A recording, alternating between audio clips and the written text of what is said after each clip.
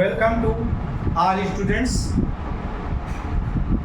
सभी बच्चों का हमारे चैनल में स्वागत है। आज हम क्लास 10th के बच्चों को मैथमेटिक्स में चैप्टर क्वाड्रेटिक इक्वेशन द्विघात समीकरण चैप्टर पर चर्चा करूंगा। सबसे पहले हम बात करते हैं द्विघात समीकरण होता क्या है। सिंपल आप जानते हैं कि 2 वेरिएबल इक्वेशन और 1 वेरिएबल इक्वेशन होती है।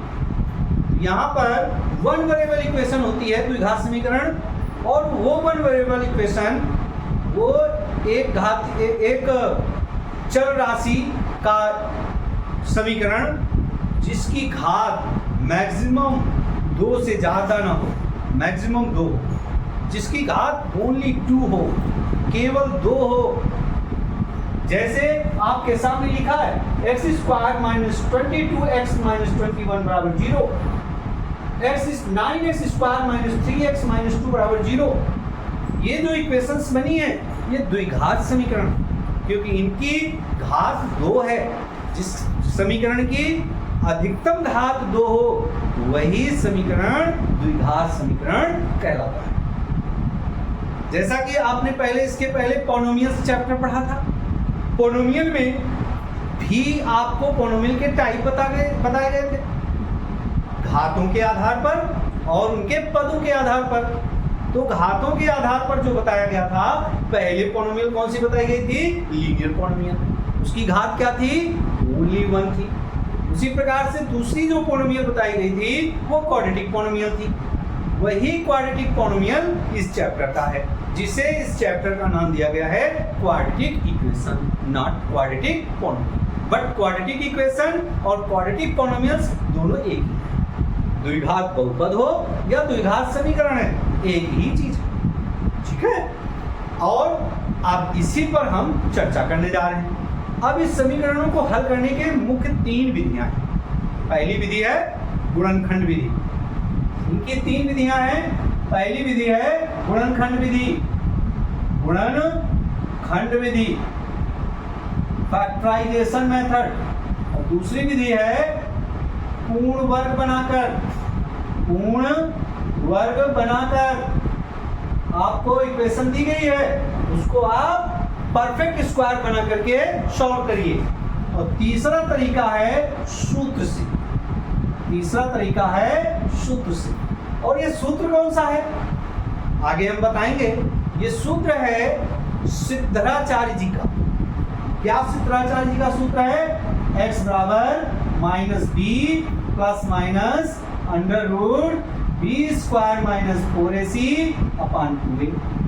यहाँ पर ABC जो है वो कोफिशिएंट्स है। किसके?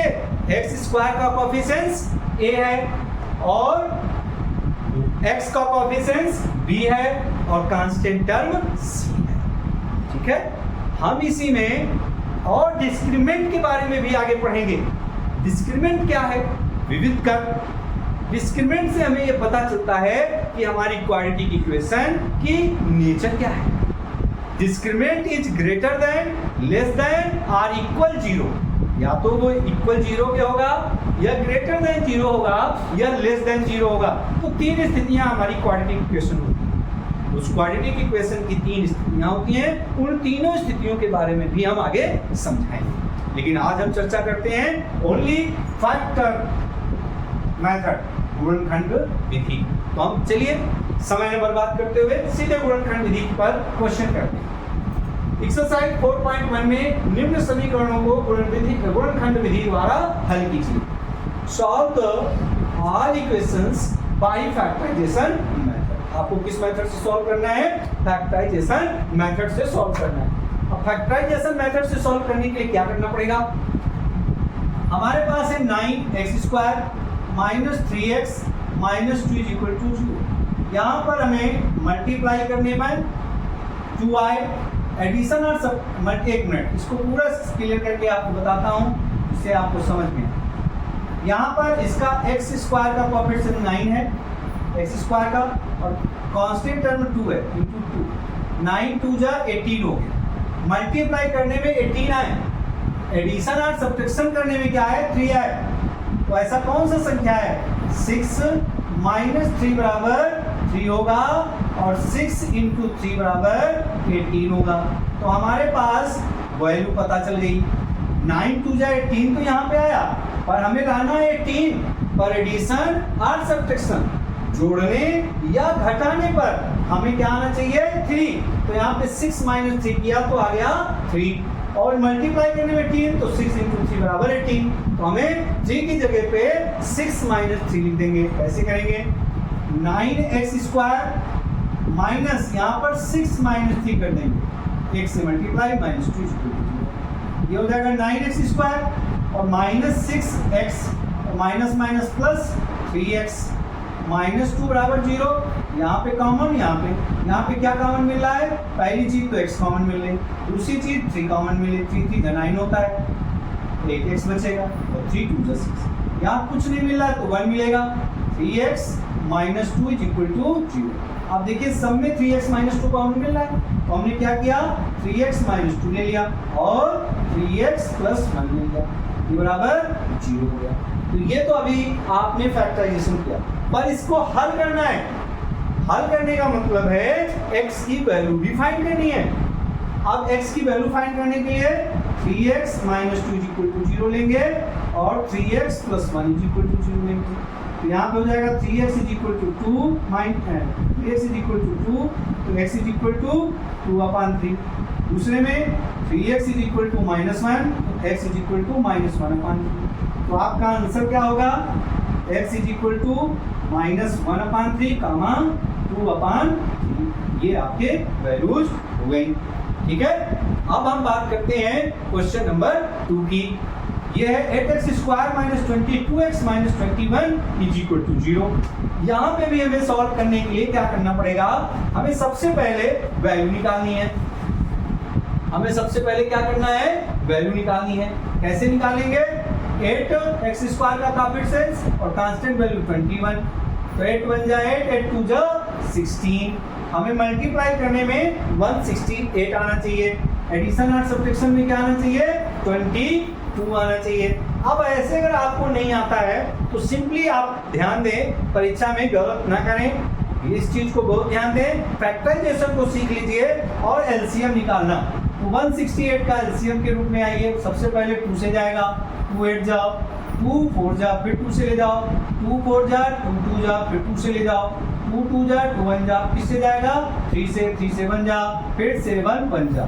अब यहाँ जो फैक्टर हुए, इन फैक्टर से आप निकाल सकते हो, ऐड करने पे आएगा, सब्ट्रैक्ट करने पे आएगा और मल्टीप्लाई पे क्या आएगा। अब आपको चाहिए 22, ऐड या सब्ट्रैक्ट करने पे, मल्टीप्लाई करने पे 168। तो आप ध्यान दें, 2 2 जा 4, 2 जा 8 और 7 3 जा 21। अगर हम बात करें तो यहाँ से काम नहीं चल रहा है। अब हम क्या करें, 7 दूनी 14, दूनी 28 तो 3 दूनी 6, मतलब 7 2 जा 14, 2 जा 28 और दूसरा पेयर इसका बन जाता है 2 इंटू 3, पूरे कवर हो गए। 7 दूनी 14, दूनी 28 और माइनस कर दो 3 दूनी 6, तो ये आपका कितना आ गया 22। और अगर 28 को 6 से मल्टीप्लाई कर दो तो 168 आता है। ठीक है, ये मौखिक चीज है, लेकिन जब करोगे तो प्रैक्टिस आ जाएगा। इसको हम समझाने के लिए कहा।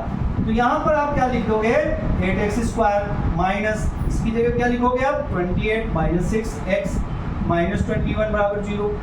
यहाँ पर 8x square minus 28x minus minus plus 6x minus 21 बराबर 0। इसमें कॉमन लो, इसमें कॉमन लो। अब यहाँ पे देखिए 4 कॉमन मिल रहा है, x कॉमन मिल रहा है, 4 2 जा 8, x बचा, 4 7 जा, यहाँ पे 3 कॉमन मिल रहा है, तो 3 2 जा और 3 7 जा। अब यहाँ पे 2x माइनस 7 कॉमन हो गया, 2x माइनस 7 कॉमन हो गया, बचा 4x plus 3 is equal to 0। अब यहाँ पे भी हमें निकालना है, तो 2x माइनस 7 बराबर 0 और 4x प्लस 3 बराबर 0। तो 2x बराबर 7, x बराबर 7/2 हो गया और यहाँ पर 4x बराबर -3, तो x बराबर -3/4। तो आंसर जो आपका आएगा वो x बराबर -3/4 और 7/2। ठीक है, तो ये क्वाड्रेटिक इक्वेशन का एक्सरसाइज 4.1 का पहला सवाल आपको मैंने समझाया है। अब इसके आगे के वीडियो में हम इसके अदर क्वेश्चंस भी आपको स्टेप वाइज बताएंगे, तो आप लोग इसको ध्यान से समझिएगा, लगाइएगा, 1 से 2 बार 3 बार वीडियो देखिएगा। अगर आपको नहीं समझ में आता है तो आप हमें कमेंट करके बताइए, हम दूसरे मेथड से इस वीडियो को भी बनाने का प्रयास करेंगे। और जो बच्चे इस चैनल में नए जुड़ रहे हैं वो इस चैनल को सब्सक्राइब जरूर करें और बेल आइकन जरूर दबाएं, जिससे कि जो भी हम नए वीडियो बनाएं वो आप तक पहुंच सकें।